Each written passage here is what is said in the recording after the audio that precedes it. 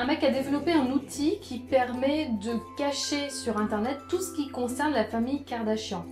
Alors j'ai une requête, si ce mec pouvait développer le même genre d'outil pour tout ce qui concerne la famille Le Pen, parce que je crois que j'en ai plus qu'assez que les journalistes soient assez cons pour leur donner encore plus d'importance que d'habitude sur du vide.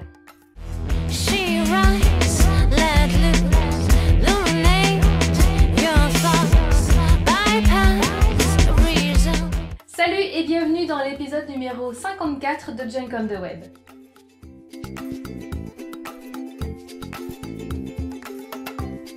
Ces derniers jours, un sujet a particulièrement secoué nombre de citoyens, et il y a de quoi, puisque la loi renseignement version 2015 vient d'être adoptée par l'Assemblée nationale et l'ombre du film 1984 plane doucement au-dessus de nos petites têtes.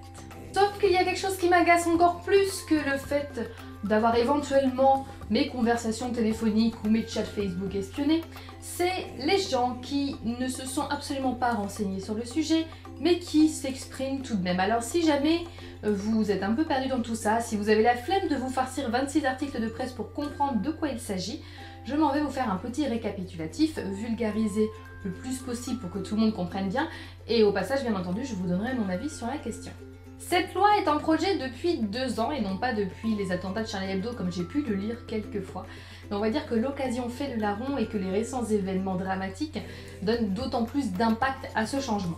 Donc ce projet, il vise globalement à mettre en place 2 nouveautés. La légalisation des pratiques des agents des services de renseignement et, on va dire, élargir les outils et les moyens qu'ils ont à disposition pour ça. Parce que c'est évident que ces agents faisaient déjà des choses avant, mais certaines de ces pratiques n'étaient pas légalisées, ce qui fait qu'ils pouvaient toujours être condamnés pour ça, ou simplement ça ne pouvait pas servir de preuve suffisante dans des procès ou ce genre de choses. Et donc voilà, là le but c'est d'officialiser ça, de légaliser ces pratiques, de façon à ce que ça soit clair pour tout le monde et que ça puisse réellement servir et qu'ils puissent faire leur boulot correctement tant qu'à faire. Quant aux outils, il y en a principalement 2 nouveaux, des espèces de boîtes noires qui seront installées chez les hébergeurs, chez les fournisseurs d'accès à internet, sur les réseaux sociaux qui vont filtrer toutes les communications qui peuvent se passer, toutes les connexions, les données, avec un algorithme qui va repérer celles qui sont potentiellement liées à des activités dangereuses, tout en conservant jusque-là l'anonymat des personnes visées. Et l'installation d'IMSI Catcher qui sont des sortes de fausses antennes relais qui sont posées à certains endroits et qui permettent d'intercepter des communications téléphoniques dans une zone donnée. Voilà, donc les bases sont posées, le principal de cette loi, c'est ça. Après, ce qui pose un peu plus problème, ce sont les petites subtilités de ce projet de loi, à commencer par les personnes qui vont être visées par cette surveillance. Alors, en fait, c'est complètement de la surveillance de masse, à partir du moment où toute intervention téléphonique ou internet passe dans un algorithme, je pense qu'on peut parler de surveillance de masse. Maintenant, c'est censé quand même repérer seulement les personnes à risque. C'est pas parce qu'il y a une loi comme ça qui est mise en place que le gouvernement veut savoir que vous allez sur YouPorn tel jour à telle heure. Honnêtement, je pense qu'ils s'en cognent. Mais c'est surtout que finalement, les personnes à risque ne sont pas, contrairement à ce qu'on aurait pu croire, uniquement les personnes qui sont impliquées dans des actes terroristes. C'est aussi toutes les personnes qui mettraient en péril, et là je vais citer le texte, la sécurité étrangère, les intérêts économiques ou scientifiques essentiels, la prévention de la reconstitution ou du maintien de groupements dissous, la prévention de la criminalité organisée et la prévention des violences collectives pouvant porter gravement atteinte à la paix publique. Voilà, donc si vous rentrez dans ce cadre-là, une surveillance beaucoup plus personnalisée pourrait être déclenchée et l'anonymat levé. Pour vous, et également, c'est pas tout, pour les gens qui gravitent autour de vous, puisque ça concerne aussi l'entourage de la personne visée par l'autorisation, qui sont susceptibles de jouer un rôle d'intermédiaire, volontaire ou non, pour le compte de celle-ci. Autrement dit, votre voisin, qui est pourtant très sympathique et avec qui vous buvez des bières le dimanche après-midi au soleil en grignotant quelques chips, si lui est sur surveillance parce qu'il fait des choses pas claires, on peut considérer, parce que vous habitez à côté, que peut-être un jour il vous a filé un carton à garder pendant ses vacances ou quelque chose comme ça, ou voilà, si le gouvernement estime que vous pourriez l'avoir aidé d'une façon ou d'une autre, vous pouvez vous aussi être surveillé de près. Alors pour la plupart de ces gens-là, personnellement ça ne me chagrine pas parce que ce soit des terroristes ou des gens qui font du trafic de drogue à grande échelle ou des gens qui font du trafic d'armes de destruction massive, j'avoue que ça, voilà, je préfère en fait que ces gens-là soient surveillés tant qu'à faire. Pour tout ce qui est de politique étrangère, bon, pas trop nos oignons, mais on sait de toute façon que ça se fait depuis longtemps. Par contre, l'histoire des violences collectives pouvant porter gravement atteinte à la paix publique, je sais pas vous, mais moi ça me fait quand même vachement penser à des organisateurs de manifestations qui, on le sait, peuvent dégénérer, mais enfin à la base, une manifestation n'est pas censée faire de mort. Du coup voilà, ça me gêne un peu plus parce que je trouve que le champ est très, voire trop large. Et puis cette histoire d'entourage où du coup on peut de façon complètement involontaire être surveillé de près et avoir éventuellement des problèmes avec la justice, je suppose, alors que dans l'absolu on n'a rien fait de mal. Et puis surtout que notre droit fondamental à la vie privée peut être levé alors qu'on n'a rien à se reprocher. Et ça, je trouve ça un peu plus gênant. Le second hic, c'est la levée de l'anonymat et le contrôle de la légalité de toutes ces pratiques. Puisque jusqu'ici, rappelons-le, ils filtrent tout, ils écoutent, enfin voilà, ils font des renseignements et de la surveillance de masse, sont pointés du doigt par des outils, des conversations, des connexions, des actions qui sont suspectes, mais on ne sait pas encore qui. Il faut une autorisation pour lever l'anonymat et savoir exactement de qui il s'agit. Et ces autorisations, de même que la légalité de toutes les pratiques de surveillance mises en œuvre, seront gérées par une commission nationale de contrôle qui sera composée de, pour ne pas me tromper de nouveau, de députés, de sénateurs, de membres du Conseil d'État, de magistrats et une personnalité qualifiée pour ses connaissances en matière de communication électronique. Donc ce petit monde est chargé de diriger les opérations et de donner un avis sur la recevabilité d'une preuve, sur la levée de l'anonymat, etc. Oui, donner un avis puisque in fine celui qui a la décision c'est le Premier ministre. Non, pas un juge, justement, pas comme dans les séries américaines ou comme ça se passait jusqu'alors, pas un juge, le Premier ministre. Voilà pour les grandes lignes de ce projet de loi. Alors, ma position sur la question se situe environ entre tout ça pour ça et what the fuck. Parce que, en soi, légaliser les outils et les moyens de faire de la surveillance, je vois pas où est le problème dans la mesure où ils le font déjà.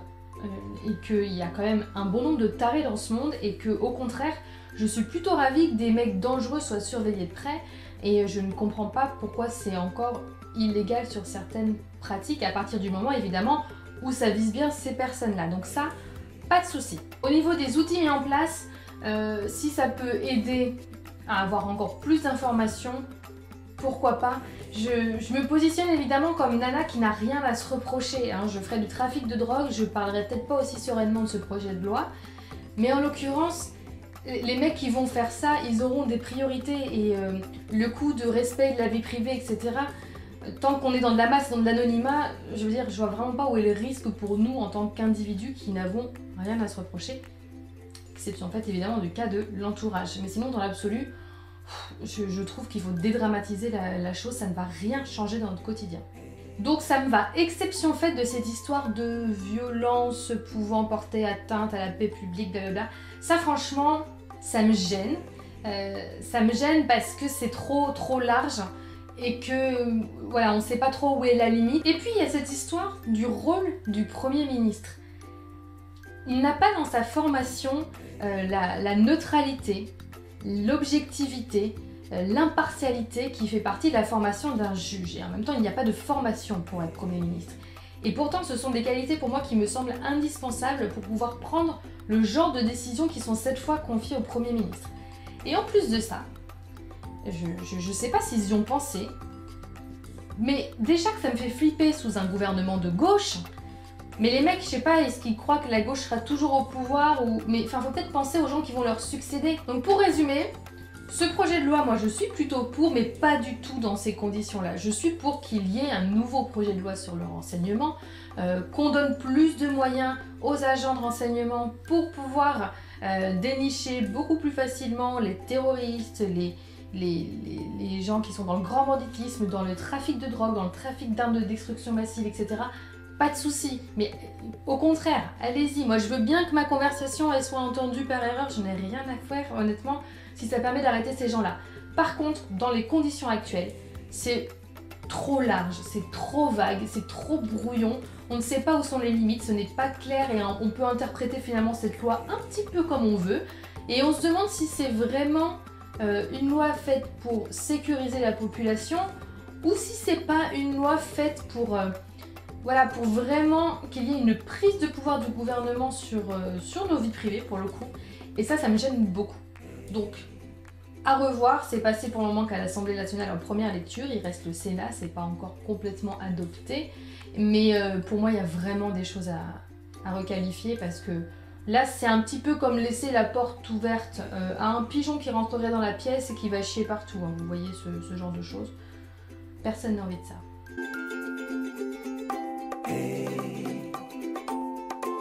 Première image de la semaine, c'est ce trio de jeunes brésiliens qui, dans une danse fraîche et lascive, nous rappelle que le genre n'est absolument pas maître de ce qu'on doit faire de notre corps. Et j'ai un coup de cœur tout particulier pour les plateformes système D. Deuxième image de la semaine, c'est la photo de ce chat que j'ai trouvé particulièrement beau et je pense que la plupart d'entre nous trouveront effectivement que c'est un animal magnifique parce que il ressemble pas aux autres, parce qu'il y a différentes couleurs sur sa mignonne petite face, parce qu'il est original, parce que voilà, il sort du lot. Et en même temps que je me suis fait cette réflexion à son sujet, je me suis dit c'est quand même marrant parce que si on transposait ça à l'être humain, quelqu'un qui est très différent des autres, qui a plusieurs couleurs sur son visage, ou en tout cas qui se distingue de la majorité, on aurait malheureusement probablement pas du tout la même réaction et la plupart d'entre nous auraient certainement d'abord une réaction d'étonnement, de jugement, voire de rejet et c'est un peu triste. Troisième image de la semaine, c'est cette photo de moi qui n'a absolument pas tourné sur internet, hein, soyons modestes, mais qui me donne l'occasion de vous présenter cet adorable petit cerf rouge gonflable que j'ai obtenu grâce au point fidélité de ma banque, puisqu'il était en promo. Je l'ai complètement commandé sur un coup de tête, voire sur un Tepacap. Et j'en suis ravie parce que très honnêtement, si on ne le met pas dans une chambre d'enfant où il serait normalement à sa place, je trouve que dans un salon, ou voilà, sorti du contexte, il est tout à fait design. Donc comme quoi, quand on sort les objets de l'endroit où ils sont d'habitude, ça peut donner des choses pas mal. Et pour répondre d'avance à votre question, non, il n'a pas encore de petit nom, si vous avez des idées.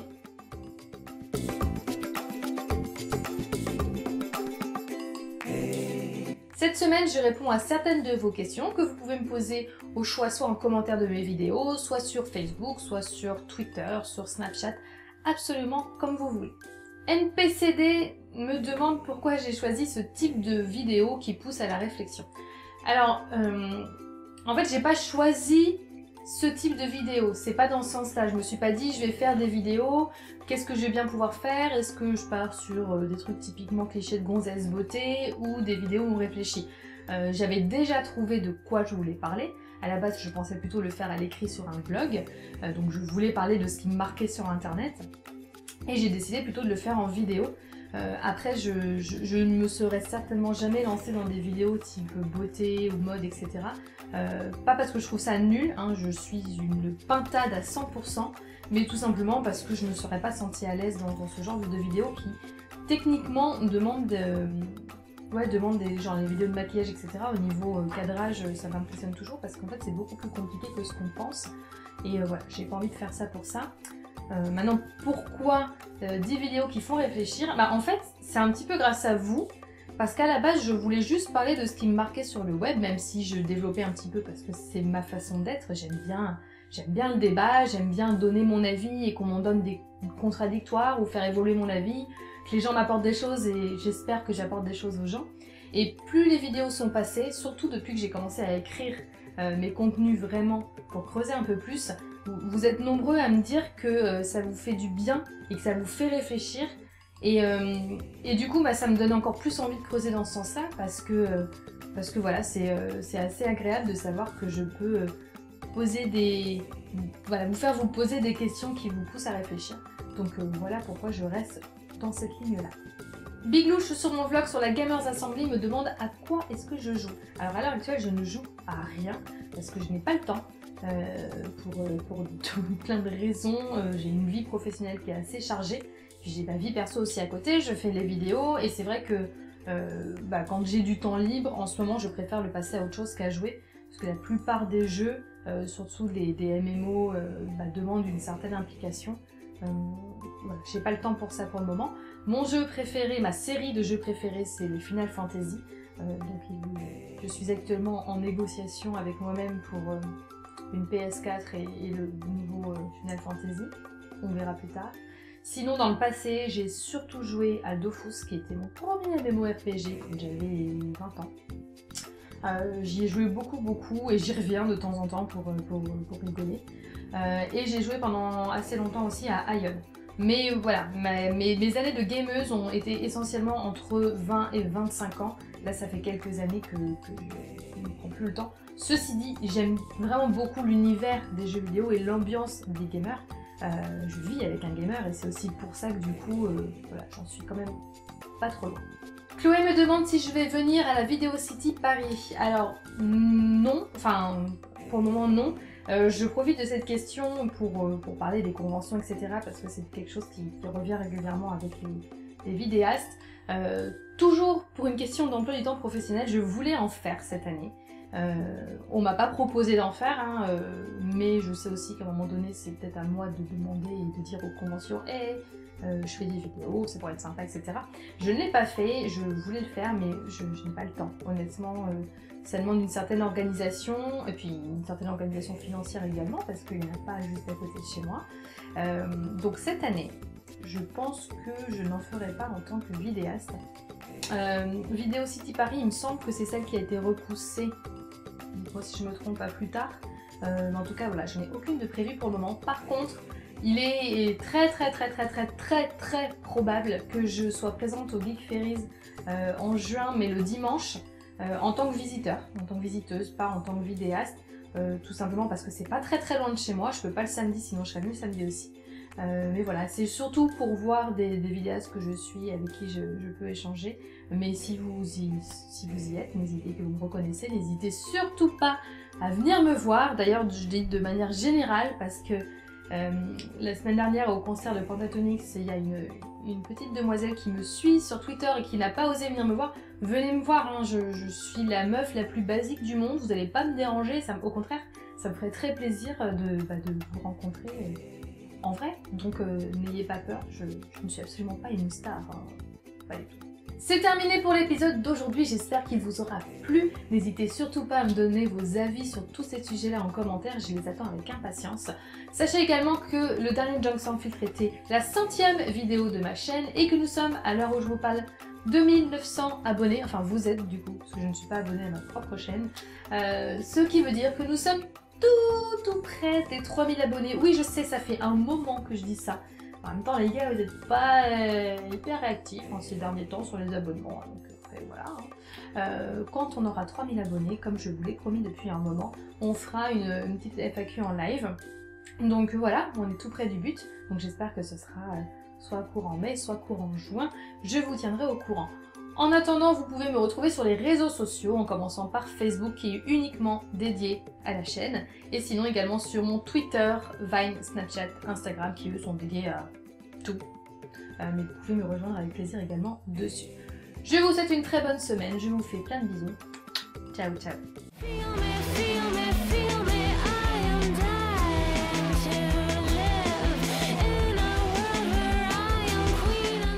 PS, je l'ai déjà dit dans le Junk Sans Filtre il y a 10 jours, mais je le redis parce que vous êtes plusieurs depuis à vous être interrogés sur le sujet. Oui, désormais, j'ai pris la décision sur Twitter de tweeter essentiellement en anglais. Pour une raison très simple, c'est que sur l'ensemble de mes abonnés sur Twitter, la majorité ne sont pas francophones et que l'objectif, c'est de me faire comprendre par le plus grand nombre, tout simplement.